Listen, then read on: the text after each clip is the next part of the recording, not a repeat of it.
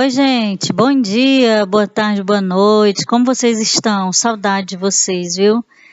Vamos ter fé que logo nós nos encontraremos, se Deus quiser. Gente, nosso assunto de hoje será figuras de linguagem. Mas alguém pode dizer assim, mas nós já vimos esse conteúdo no semestre passado. Porém, esse conteúdo eu vejo que não ficou muito claro para vocês, algumas pessoas tiveram dificuldade, tá bom? Então, por essa razão, eu estou gravando a aula sobre figuras de linguagem.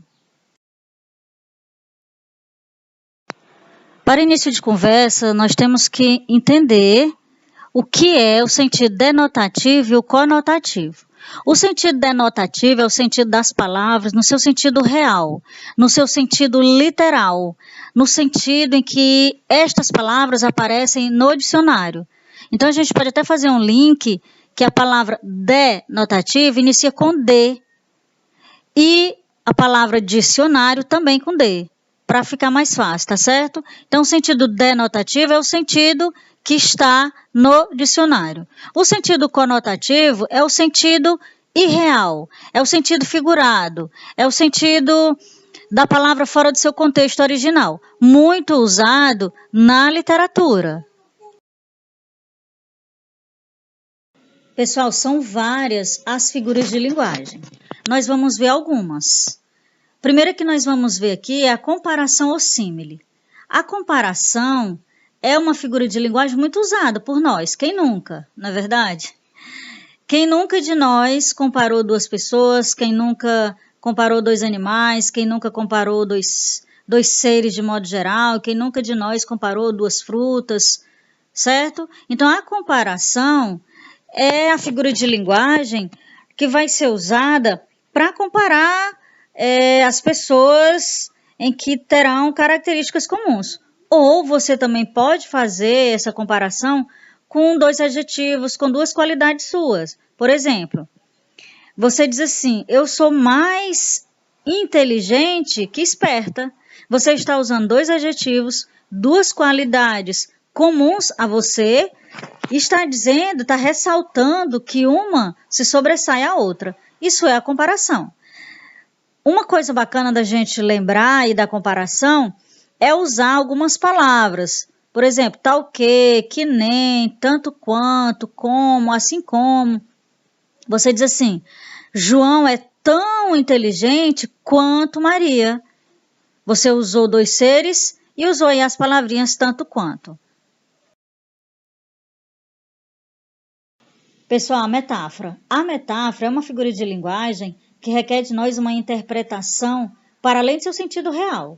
Então, é necessário nós observarmos com muita atenção o contexto da frase, o contexto em que determinado termo ou expressão está inserido, certo? O que ele quer dizer naquele contexto. Por exemplo, quando eu digo assim, fulano é uma jararaca, na verdade, eu quero dizer que essa pessoa é uma pessoa traiçoeira, uma pessoa venenosa, uma pessoa ardilosa, uma pessoa sorrateira, não é? De fato, eu não quero comparar esta pessoa às características animais. Talvez o animal nem seja tudo isso, não é? Mas o imaginário, nosso imaginário criou-se isso. Então, quando a gente diz que fulano é uma jararaca ou que fulano é uma cobra, a gente quer dizer que ela é traiçoeira, que ela é sorrateira, que ela é venenosa. Olha aqui, por exemplo, nessa imagem que eu trouxe para vocês. A imagem de duas árvores, né, que lembra o quê? Que lembra os pulmões, não é? E os pulmões são responsáveis pelo quê? Pela nossa respiração, não é? Se nós formos acometidos por qualquer problema nos nossos pulmões, fica complicada a nossa respiração e muitas vezes podemos chegar à morte, não é? E olha aí a frase, quer continuar a respirar? Comece a preservar. Lembrando que a vegetação, que a floresta amazônica é responsável pelo oxigênio, não é? Há controvérsias quanto a isso, há questionamentos que de fato a Amazônia seja o pulmão do mundo, porém não é esse o mérito da nossa discussão, né? É só para a gente entender que a metáfora é uma figura de linguagem que nós vamos precisar interpretar para além do sentido em que está ali na nossa frente, aparente a nós, tá? Então é necessário uma interpretação fora do seu sentido real. Não é um sentido real, mas é um sentido verdadeiro. É aquilo que você quer passar para outra pessoa.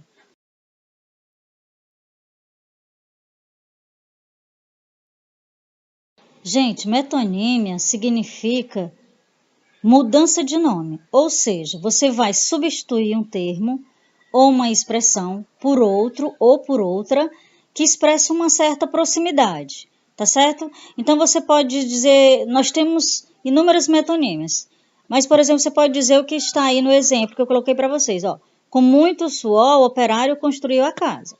Na verdade, não foi com muito suor, foi com muito trabalho, tá certo? Então aí nós temos a substituição do termo trabalho pelo termo suor para gerar mais impacto, tá? Para causar mais impacto no leitor.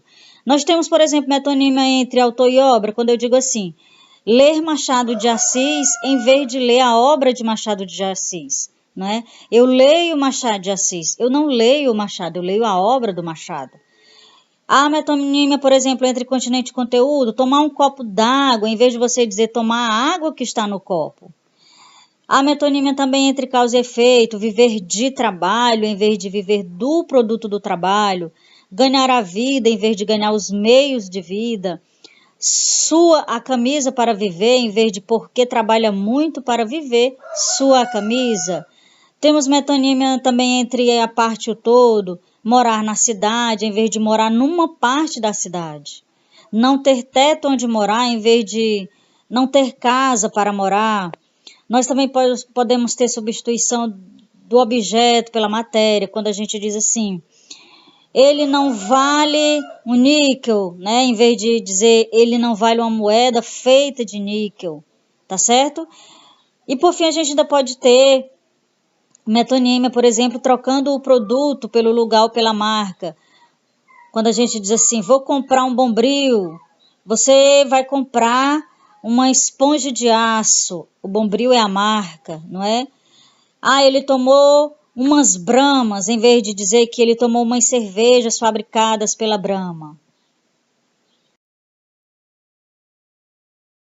A personificação, pessoal, ou prosopopeia, é nós atribuirmos características humanas a seres não humanos, a animais, a objetos. Olha aí na figurinha que eu coloquei, né? Um copinho com uma carinha, não é? Olha o pato fazendo uma expressão humana, mostrando os músculos. Então, é uma figura de linguagem muito fácil. Por exemplo, os animais podem conversar entre eles. Isso é uma característica humana, tá certo? Ou, por exemplo, você tem duas árvores que conversam entre si. Quem nunca assistiu Nárnia, por exemplo, né? Em que as árvores andam, as árvores conversam, o leão conversa, os animais todos têm características humanas. Então, a prosopopeia ou personificação é atribuição de características humanas a seres não humanos.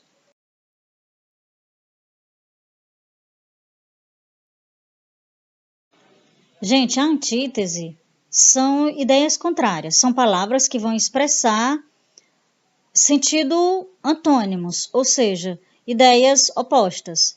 Por exemplo, olha, uma noite longa para uma vida curta, longa e curta são opostas completamente, né? Amor e ódio são duas palavras que têm um sentido oposto. Quando eu digo céu e terra, alma e vida, lá e cá, não é? São ideias que vão expressar sentido oposto, sentido contrário. Então, isso é antítese, também é muito fácil. Gente, o paradoxo. O paradoxo, no primeiro momento, ele não faz muito sentido. Porém, é necessário nós avaliarmos, nós observarmos, interpretarmos o contexto em que esses termos, essas palavras se apresentam, tá? Por exemplo, quando eu digo numa música do Roberto Carlos, aparece um verso assim: minha alegria é triste. Aí você diz, mas como minha alegria pode ser triste? Porque a alegria é um sentimento e tristeza é outro sentimento e elas se anulam. Onde há alegria não pode haver tristeza e onde há tristeza não pode haver alegria. Porém, é necessário nós entendermos o que Roberto Carlos... Sim, eu ouço Roberto Carlos. Eu gosto de Roberto Carlos, não me julguem, por favor, por isso, tá? E nem tentem descobrir minha idade. Mas olha só, quando você diz assim, minha alegria é triste, ele queria dizer o quê? Nessa música. Um homem foi deixado pela sua amada, pela sua namorada, aconteceu aí uma separação. Então ele quer dizer o quê? Que nunca mais ele será inteiramente feliz. Ele será plenamente feliz. Por quê? Porque a sua amada o deixou. Quando, por exemplo, no clássico, né, de Camões, por exemplo, quando ele diz assim: amor é fogo que arde sem se ver, é ferida que dói e não se sente, é um contentamento descontente, é dor que desatina sem doer. Como assim uma ferida dói e eu não sinto? Como assim eu estou feliz e estou triste ao mesmo tempo? Não é um contentamento descontente? Como assim é dor que desatina sem doer? Como é que dói e não dói? É algo que não faz sentido, não é? É um negócio louco, é um negócio pirado mesmo, algo sem noção. Esse é o paradoxo. Mas é necessário nós entendermos o seu contexto, tá? Que no contexto a gente vai encontrar um certo sentido. Gente, a hipérbole é o exagero de sensações, é o exagero nas atitudes, é o exagero nas palavras. Quando você, por exemplo, diz eu estou morrendo de fome, você não está morrendo de fome, você está sentindo fome, mas não essa fome a ponto de você morrer. Exemplo aí da frase também que eu coloquei, ó, avião sem asa, fogueira sem brasa, sou eu assim sem você. Olha que exagero. Não existe avião sem asa, senão o avião não vai existir, na é verdade? Olha aí a imagem que eu coloquei. Será que essa pessoa é exagerada? Encheu o carro de fruta. Não tem espaço para a pessoa? Só fruta dentro do carro e em cima do carro. É um exagero. Por exemplo, quando o Cazuza dizia: vou te trazer 1000 rosas roubadas. Será que o cristão vai roubar mesmo 1000 rosas para entregar a sua amada ou seu amado? Tá? Então isso é exagero. Hipérbole é o exagero.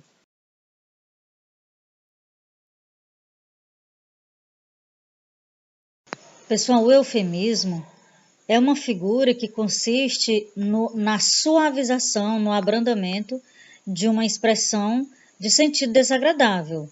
Por exemplo, quando você vai dar a notícia do falecimento, da morte de alguém, você, por exemplo, diz o seu avô virou anjinho, ou a sua amiga virou estrela e foi morar no céu, para não causar um impacto tão forte na pessoa que você está dando a notícia. Quando, por exemplo, você diz também que os homens públicos se apropriam do dinheiro, ao invés de você dizer que eles roubam, você usa essa suavização. Quando você fala, por exemplo, também o médico comunicou à família que ela estava com uma doença ruim, você usou essa doença ruim para não dizer, por exemplo, que a pessoa estava com câncer, por exemplo. O prisioneiro preferiu retirar-se da vida a confessar um crime que não cometera, por exemplo. Ou seja, retirar-se da vida. Preferiu morrer do que confessar.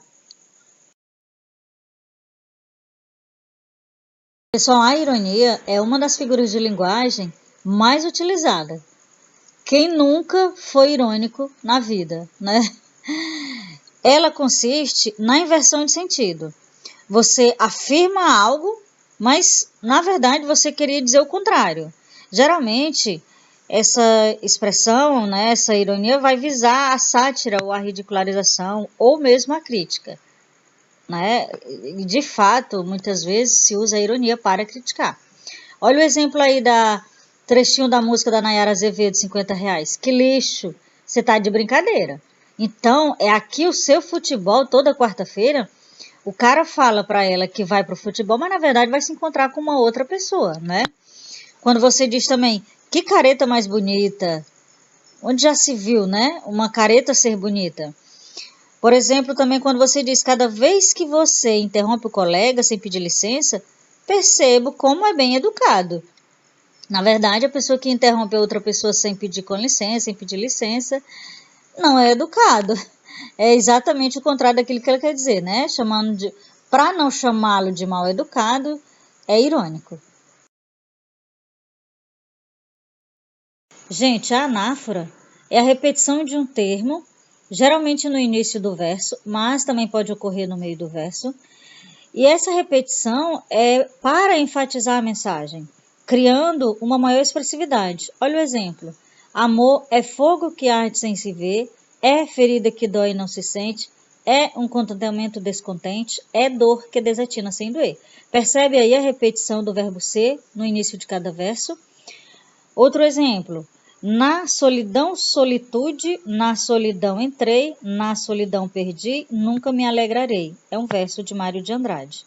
Outro exemplo, de Kátia Maristela Ungaro. Vários tons de vermelho dançam para mim. O vermelho da guerra, o vermelho das terras, o vermelho do nada.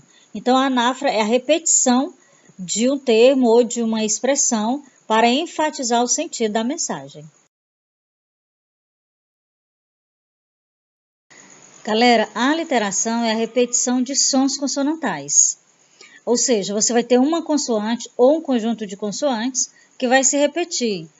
Olha o exemplo. Eu quero tchu, eu quero tchá, eu quero tchu, tchá, tchá. Olha aí a consoante TCH. Vai causar esse efeito chiclete, que vai grudar na cabeça. Sabe a música que você não gosta, mas você não consegue esquecer? Então, as músicas se utilizam muito da aliteração para causar esse efeito em nós e a música realmente ficar gravada na nossa cabeça. A aliteração ela pode acontecer no início ou no interior das palavras. Nesse caso aí está acontecendo no início, né? Tchu, tchá, tchá, está no início. Mas ela pode acontecer no interior. Olha o exemplo.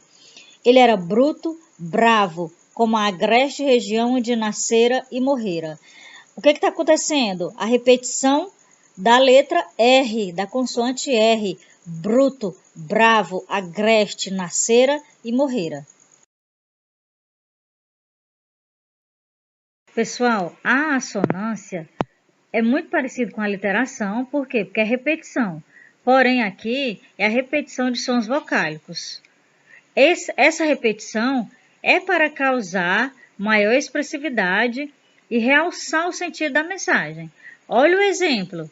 A estrofe completa de ai, ai, ai, ai, ai, ai, ai, ai, que é a estrofe, que é o refrão da música da Vanessa da Mata, não é? Então, é essa repetição para quê? Para impregnar mesmo na cabeça do ouvinte, né, da música. É muito usado na música e na literatura. Gente, é isso sobre figuras de linguagem. Claro que existe inúmeras outras, mas estudaremos em momentos posteriores. Muito obrigada pela atenção de vocês e até a próxima. Fiquem em casa, se cuidem. Beijo.